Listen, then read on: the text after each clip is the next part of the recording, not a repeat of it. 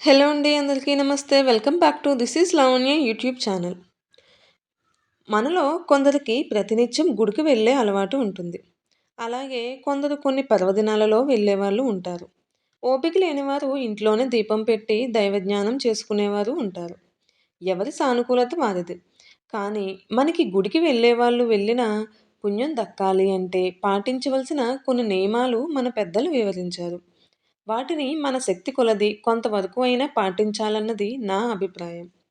ఇంకా ఈ వీడియోకి లైక్ ఇవ్వకుండా, సబ్స్క్రైబ్ చేయకుండా చూస్తున్నారా? అయితే తప్పకుండా ఒక లైక్ ఇచ్చేసి సబ్స్క్రైబ్ చేసేయండి.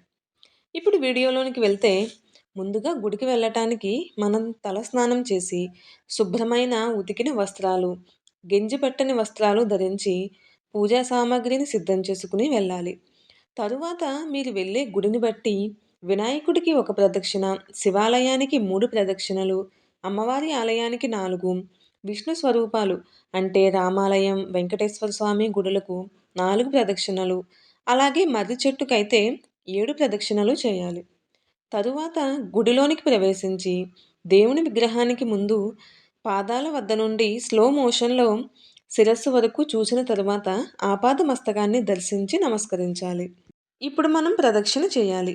చాలామంది గుడిలో ప్రదక్షిణలు చేతిలో టైమ్ బాంబ్ పెట్టుకుని పరిగెత్తుతున్నట్లు చేస్తారు. అది చాలా తప్పు. ప్రదక్షిణ 7వ నెల గర్భిణి ఎంత ప్రశాంతంగా, సున్నితంగా నడుస్తుందో అంత నెమ్మదిగా భగవద్ ధ్యానం చేస్తూ ప్రదక్షిణ చేయాలట. తరువాత గుడి వెనుక భాగాన్ని చాలామంది చేతులతో తాకి దండం పెట్టుకోవటం, తలను ఆనించడం వంటివి చేస్తారు. ఒకరు చేశారు కదా అని మరొకరు ఇలాగే చేస్తుంటారు. అది కూడా తప్పే. ఎందుకంటే ఆలయం వెనుక భాగంలో రాక్షసులు నివాసం ఉంటారు. ఆ ప్రదేశాన్ని మీరు తాకడం వలన వారిని తట్టి లేపినట్టు అవుతుంది. అలా చేయకూడదు. గుడిలో నిర్దేశించిన మార్గంలో సరాసరి ప్రదక్షిణ చేయాలి. ఒక్క ధ్వజస్తంభం దగ్గర మాత్రం ఆగి ప్రతి ప్రదక్షిణకు శిఖర దర్శనం చేయాలి. కానీ ధ్వజస్తంభాన్ని కూడా తాకకూడదు. ఇవన్నీ కంప్లీట్ చేసుకొని గుడికి వెళ్తాం కదా! ఇప్పుడు గంటను వెనుకకు అంటే గంట మధ్యలో ఉన్న తొండాన్ని మన వైపుకు లాగి కొట్టాలి. ముందుకు కొడితే అది దేవుని నెత్తి మీద కొట్టినట్లు అవుతుంది. అప్పుడు పంతులు గారు ఆచమనం చేయమని నీళ్లు ఇస్తే వాటిని స్వీకరించాలి. దేవునికి ఎదురుగా నిలబడకూడదు. అలాగే శివాలయానికి వెళ్ళినప్పుడు శివునికి నందికి మధ్య నడవకూడదు. దీపాన్ని వెలిగించి రెండవ దీపాన్ని మొదటి దీపంతో వెలిగించకూడదు. అలాగే ఆలయంలో దీపం పెడితే అది కొండెక్కే వరకు అక్కడి నుంచి బయటకు వెళ్ళకూడదు. శివునికి అభిషేకం, సూర్యునికి నమస్కారం, విష్ణు స్వరూపాలకి అలంకారం, వినాయకుడికి తర్పణం, అమ్మవారికి కుంకుమ పూజ, రావి, మర్రి చెట్టుకు, గోమాతలకు ప్రదక్షిణాలు చేస్తే చాలా మంచి జరుగుతుంది. ఇవి వారికి ప్రీతిని కలిగిస్తాయి. అర్చన పూర్తయ్యాక మంత్రపుష్పం సమర్పించాలి. ఇప్పుడు కొబ్బరికాయ నైవేద్యం సమర్పించి ప్రసాదాన్ని తీసుకుని ఒక చోట కనీసం 2 నిమిషాలైనా ప్రశాంతంగా కూర్చోవాలి. కూర్చున్నాం కదా అని తెలిసిన వాళ్ళు కనిపిస్తే కథా కాలక్షేపాలు అస్సలు చేయకూడదు. దైవ జపం చేసుకోవాలి. నవవిధ భక్తి మార్గాలు అంటే శ్రవణం వినటం, కీర్తనం పాడటం, స్మరణం అంటే మనసులో స్వామిని స్మరించటం, పాదసేవనం అంటే అర్చన చేయించటం, నమస్కారం, దాస్యం, సఖ్యము, ఆత్మ నివేదనము, వీటిలో ఏ పద్ధతి ద్వారా అయినా మనం భగవంతుణ్ణి మనసారా ప్రార్థించుకోవచ్చు. అలాగే గుడికి చాలామంది మడిగా వస్తేనే మంచిది అనుకుని దారిలో ఎవ్వరిని ముట్టుకోకుండా తడి వస్త్రాలతోనే వస్తారు.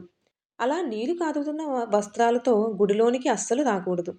తీర్థయాత్రలందు కానీ, పుణ్యక్షేత్రములందు కానీ, దేవాలయమునందు కానీ, మార్గమునందు కానీ, నడిచే రోడ్లు, ప్రయాణించే బస్సు, ఏదైనా వాహనాలలో కానీ మీరు రావటం వలన ప్రయాణ దోషాలు ఆలయ ప్రవేశానికి ఉండవని శాస్త్రవచనం. అంటే స్పర్శ దోషం లేదు అని అర్థం. అలాగే దేవునికి పురుషులు సాష్టాంగ నమస్కారం చేయవచ్చు. కానీ స్త్రీలు మాత్రం మోకాళ్ళపై నిలిచి వంగి నుదురును నేలకు ఆనించి మాత్రమే చేయాలి. అలాగే దీపారాధన శివునికి ఎడమవైపు, విష్ణు స్వరూపాలకు కుడివైపున చేయాలి. అలాగే శివాలయంలో నవగ్రహ ప్రదక్షిణ చేస్తే తప్పకుండా కాళ్ళు కడుక్కుని శివ దర్శనానికి వెళ్ళాలి. శివాలయం నుండి ఇంటికి వచ్చాక తప్పనిసరిగా కాళ్ళు కడుక్కోవాలి. ఈ నియమం మరే ఇతర ఆలయాలకు పాటించనక్కరలేదు.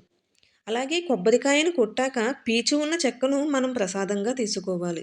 పీచు లేనిది దేవుని దగ్గర ఉంచాలి. ఈ వీడియో మీకు నచ్చినట్లయితే తప్పకుండా లైక్ చేసి సబ్స్క్రైబ్ చేయండి. Thanks for watching.